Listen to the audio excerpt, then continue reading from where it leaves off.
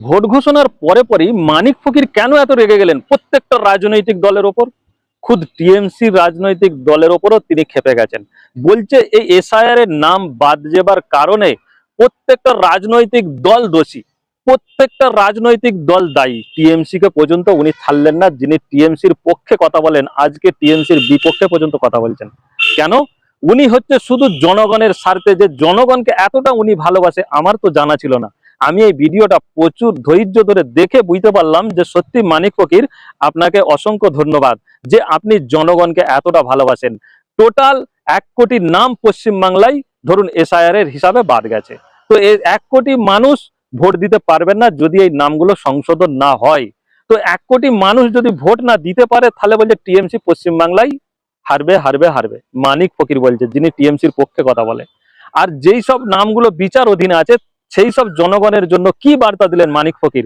যাদের নামগুলো বিচার অধীনে আছে তাদেরকে আমি অনুরোধ করব অন্তত আপনারা আপনাদের মূল্যবান সময় দিয়ে এই পুরো ভিডিওটা দেখে একটু সকলকে দেখার সুযোগ করে দিবেন যে কিভাবে আপনাদের নামগুলো আপনারা সংশোধন করবেন। চলুন আমি বেশি আর কথা বাড়াবো না, মানিক ফকিরের কথাগুলো আমি আপনাদের শোনাই। আপনারা দয়া করে কিন্তু এক কমেন্টে অন্তত মতামত জানিয়ে যাবেন। জন্য দায়ী রাজনৈতিক দলগুলো, প্রত্যেকটা রাজনৈতিক দল, প্রত্যেকটা। আমরা গণসংগঠন যারা করি আমরা বাঁচাতে পারিনি, আমরা ফেল করেছি। আমরা বড় বড় ভাষণ দিই, আমরা গণ আন্দোলন করি, ওরা রাজনীতি করে। আমাদের ক্ষমতা হলো না আমার 1 কোটির বেশি সহ নাগরিককে রক্ষা করা। আমাদের আবার কিসের ফুটানি? আমরা পরাজিত, আমরা হেরে গেছি। সুতরাং এখনো সময় আছে। গ্রামকে গ্রাম, মাঠকে মাঠ, একদম মানুষ বেরিয়ে পড়ো। ভোট পাখিরা যারা শুধু vote vote vote vote vote vote করে, মানুষ নয়, নাগরিককে রক্ষা করা নয়, তাদের খালি ভোট ভোট ভোট ভোট। এই ভোট ভোটের পাছার চামড়া তুলে দেবে, সে তৃণমূল হোক, সে সিপিএম হোক, সে কংগ্রেস হোক। ওই গ্রামে যখন মিছিল করতে যাবে না, জুতো ছুঁড়ে মেরে হাত পা ভেঙে দেবে। আগে আমার 1 কোটি বেশি যে মানুষগুলো নাগরিক, আইনের চোখে সংবিধান অনুযায়ী তাদের আগে ফেরাবে, তারপর ভোটের গল্প। 7 দিন 10 দিনের মধ্যে যদি সমস্ত মানুষকে ফিরিয়ে না আসে, এই ভোটের কোনো মূল্য নেই নেই নেই। আবার তৃণমূল জিতবে, আবার তৃণমূল জিতবে, আবার তৃণমূল জিতবে। তৃণমূল জিতবে কি করে? তৃণমূলের ভোটগুলো সব কেটে দিয়েছে। 2 দফায় ভোট হচ্ছে। এর আগে তো অনেক দফা হতো, দফা রফা করা হতো। এবার 2 দফা হচ্ছে কেন? তার কারণ ওরা হিসাব করে নিয়েছে অসংখ্য মানুষ বাতিল করা হয়েছে, বেনাগরিক করা হয়েছে, বিচারাধীনে রাখা হয়েছে।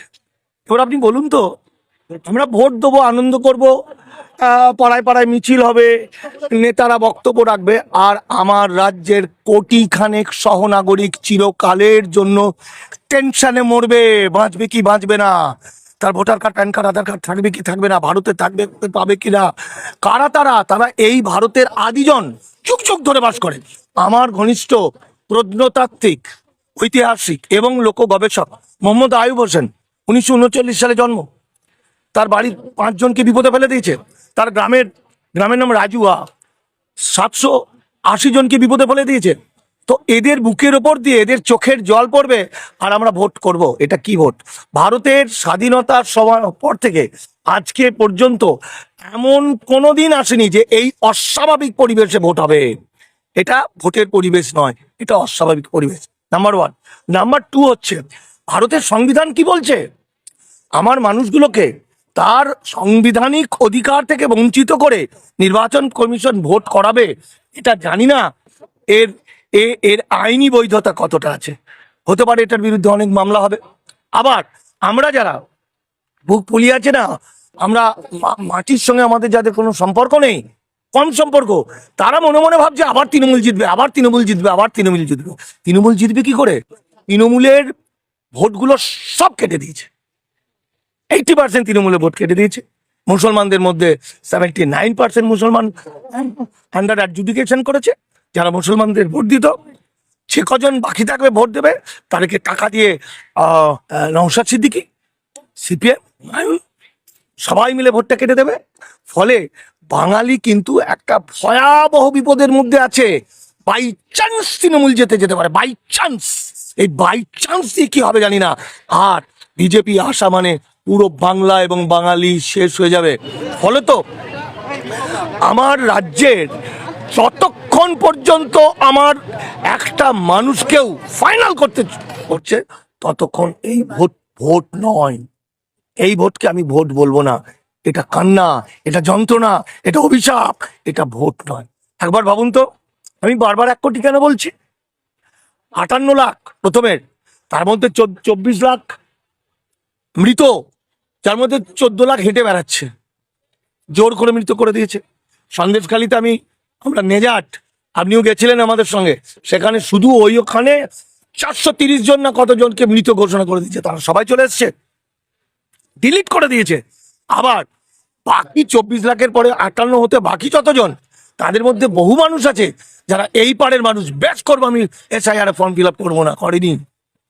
কারণ অনেকে ভয়ে ফর্ম ফিল আপ করেনি, ফলে সেখানেও প্রচুর মানুষ। আবার বলুন, এই যে 6 নম্বর ফর্ম দিয়ে 9,60,000 আবেদন করলো, ইতিপূর্বে 18 বছর বয়স হলেই ভোটাধিকার পেত, এবার 1.5 লাখ পেল। এই বাকি 8 লাখ কারা? আদৌ কি তারা ভোটাধিকার পাবে? আবার বলুন, 12 কোটি লোক পশ্চিমবঙ্গের, তার মধ্যে 7 কোটি 64 লাখ ভোট দিতে পারত, তাহলে এই বাকি 4.5 কোটি কারা? এই 4.5 কোটির অন্তত 1 কোটি যারা বাতিল হয়েছে তাদের ছেলে মেয়ে, কারো 1 বছর 2 বছর 3 বছর 4 বছর 17 বছর 18 বছর পর্যন্ত বয়স। আমার বাংলার একটা মানুষ বেনাগরিক হওয়া মানে তার পরিবারের সব, আমি যদি বেনাগরিক হই, আমার ছেলে বেনাগরিক।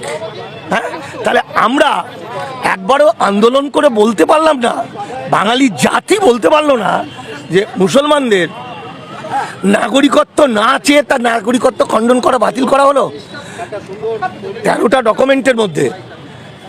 ডকুমেন্টের মধ্যে একটা খালি সিটিজেনশিপ সার্টিফিকেট বাইরে থেকে আসা লোকেদের জন্য, বাকি 12টা ডকুমেন্ট তো সিটিজেনশিপের নয়।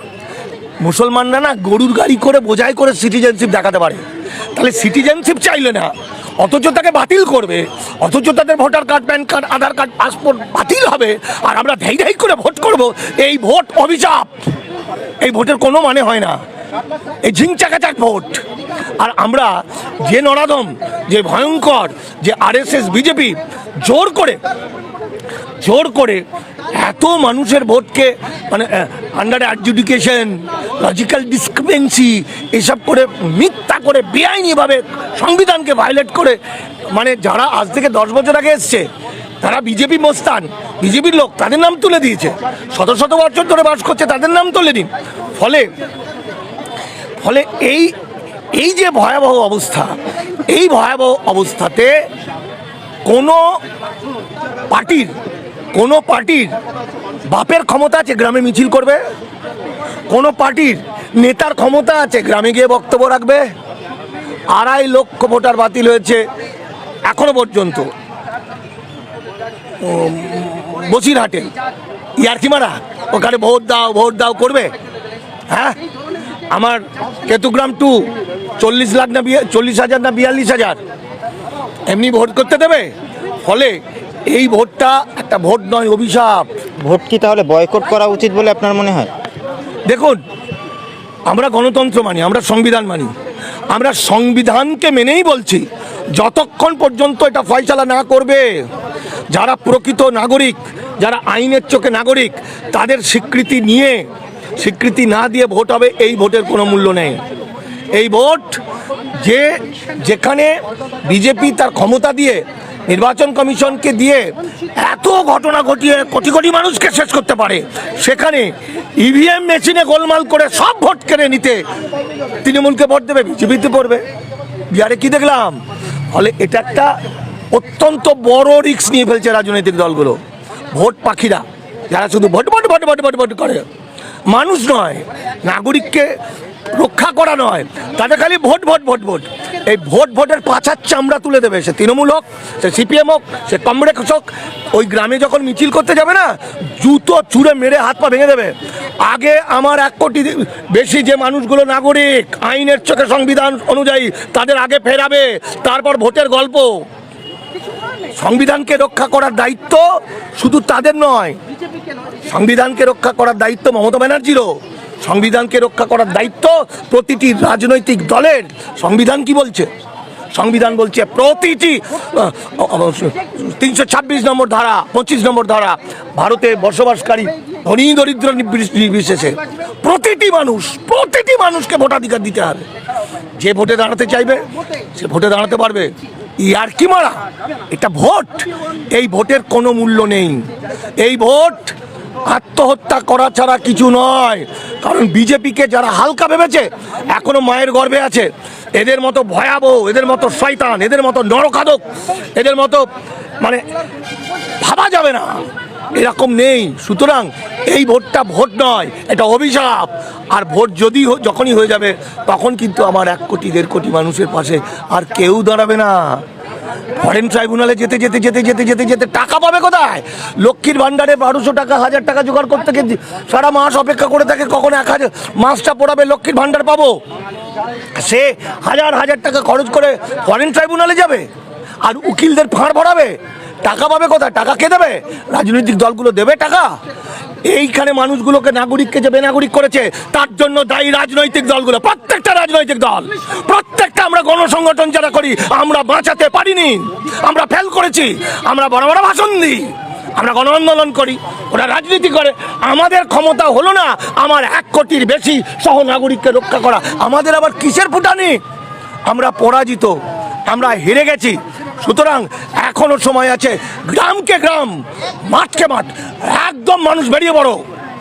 এবং আজকে এই ভোটের আগে সমস্ত অ্যাডজুডিকেশন যত মানুষ বিচারাধীন তাদেরকে ফেরাও, এমনকি ওই ডিলিট করার এগুলো এমন একটা পদ্ধতি করো যে পদ্ধতিতে ডিলিট করেছো এমন লোককে ডিলিট করেছে যে শত শত বছর বাস করছে, সে 52 সালের ভোটার তালিকা দেখাবে, সে 1948 সালের আগে জমিন দলিল দেখাবে, কিছুই নেই।